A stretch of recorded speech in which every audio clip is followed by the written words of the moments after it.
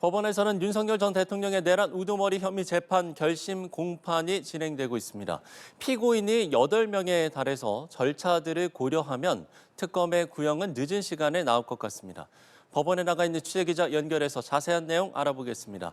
사회부 법조팀 이동훈, 이채영 기자 나와주시죠. 네, 서울중앙지법에 나와 있습니다. 말씀하신 것처럼 윤 전 대통령의 내란 우두머리 혐의 재판 결심 공판이 진행되고 있습니다. 지난해 1월 기소부터 약 1년 동안 이어진 재판, 오늘 특검의 구형과 함께 변론이 마무리되는데요. 주요 포인트들 하나씩 짚어보도록 하겠습니다. 먼저 이 기자, 현재 진행 상황을 보면 좀 오래 걸릴 것 같죠? 네, 그렇습니다. 그야말로 마라톤 공판이 될 걸로 보입니다. 현재 오후 결심 공판에서도 오전에 이어서 마무리 짓지 못한 이 변호인단의 증거 조사가 계속해서 이어지고 있습니다. 김용현 전 국방장관 측부터 오전 2시간 넘게 쓴 뒤 이어서 진행 중인데 이 변호인들별로 돌아가며 발언을 하고 있어서 적어도 1시간은 더 넘길 가능성이 있습니다. 이 김 전 장관 측은 특검이 윤 전 대통령을 피고인이라고 부르는 호칭 문제부터 이 공소 사실, 증거 내용 하나하나 문제 삼으며 공소 기각 판결이 내려져야 한다 이렇게 주장하고 있습니다.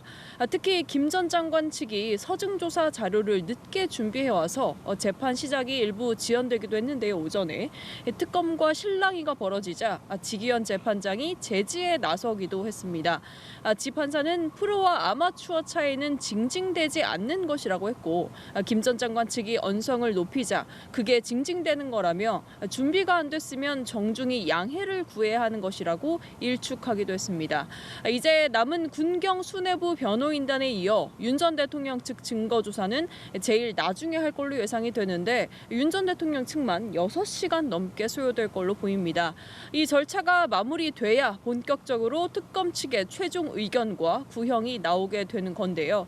특검 측이 윤 전 대통령을 포함한 피고인 8명에 대한 구형을 한꺼번에 할 걸로 보이는데 이 피고인별로 나누어서 개별 폭동 가담 정도 등 구형 이유를 설명한 뒤 윤 전 대통령부터 구형을 각각 밝힐 전망입니다. 이후엔 각자의 변호인들이 최종 변론을 하고 피고인 전원이 최후 진술을 하는 수순으로 마무리될 겁니다. 현재로선 재판이 언제 끝날지 미지수다 이렇게 보시면 됩니다. 일단 오늘 최대 관심은 윤 전 대통령에 대한 구형인데 특검은 오늘 늦어지더라도 구형을 하겠다 이렇게 밝히고 있습니다. 밤 늦게 나올 가능성이 높죠. 네, 그렇습니다. 일단 오전에 재판부가 확인한 일정부터 먼저 짚어드리면요. 김용현 전 장관 측에 이어 노상원, 조지호, 김용군 피고인 측 조사가 각 1시간씩 예정되어 있고요. 이러면 단순하게 시간 계산만 하더라도 저녁 6시가 됩니다. 이후 김봉식 전 서울경찰청장은 서증 조사가 없이 최후 변론만 할 예정이고 윤승영 전 국수본 수사기획조정관도 서증 조사가 1시간이 예정됐습니다.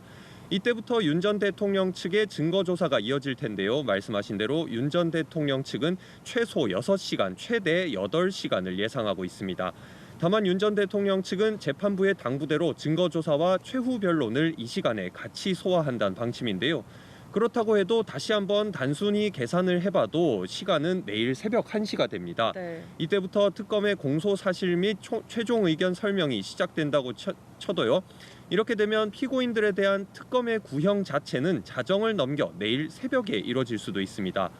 그리고 재판부가 직권으로 진행을 더 빠르게 하거나 추가 기일 지정으로 구형을 미룰 수는 있지만 확정적으로 말씀드리긴 어려울 것 같습니다. 다만 내란 특검팀은 말씀하셨다시피 공판이 자정을 넘기더라도 재판부가 기일을 미루지 않는 이상 구형을 할 거란 입장입니다. 어쨌든 이 재판의 가장 큰 관심사는 윤 전 대통령에 대한 구형량입니다. 재판의 쟁점과 함께 짚어보도록 하죠. 네, 말씀 주신 대로 특검의 선택지는 2개입니다. 내란 우두머리죄의 법정형, 사형이냐 무기징역이냐 이 중에서 구형량을 선택할 걸로 보입니다. 특검이 과거 전두환 전 대통령 사례와 비슷하게 12.3 비상계엄을 권력 유지를 위한 친위 쿠데타로 규정했던 만큼 사형 구형 관측도 나오는데요.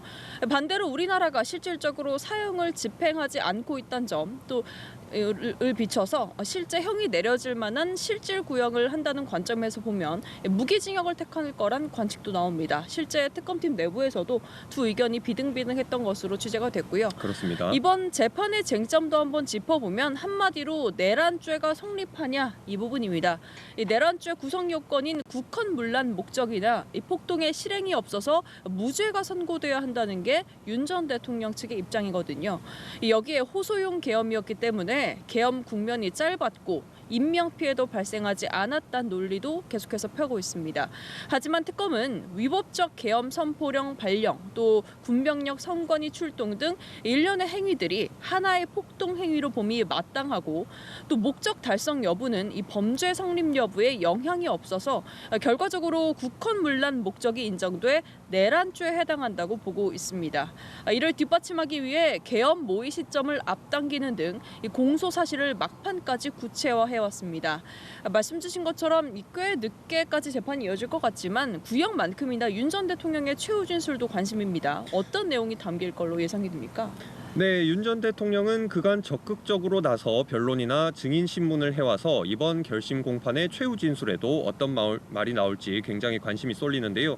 특히 지난해 말 체포방해 혐의 재판 구형 당시에도 약 1시간 동안 최후 진술을 했는데 변호인단에 따르면 오늘도 비슷한 분량일 거란 전망이 나옵니다.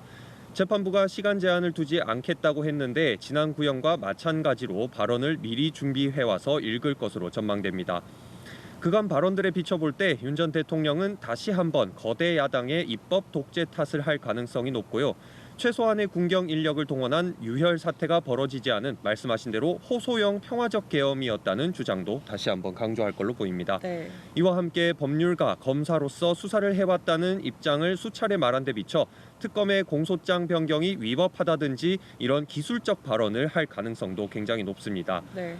그렇다면 오늘 예정된 절차들이 모두 진행된다는 전제 하에 최후 진술까지 마치게 되면 재판부는 선고기일을 정할 걸로 보는데 전망이 어떻게 됩니까?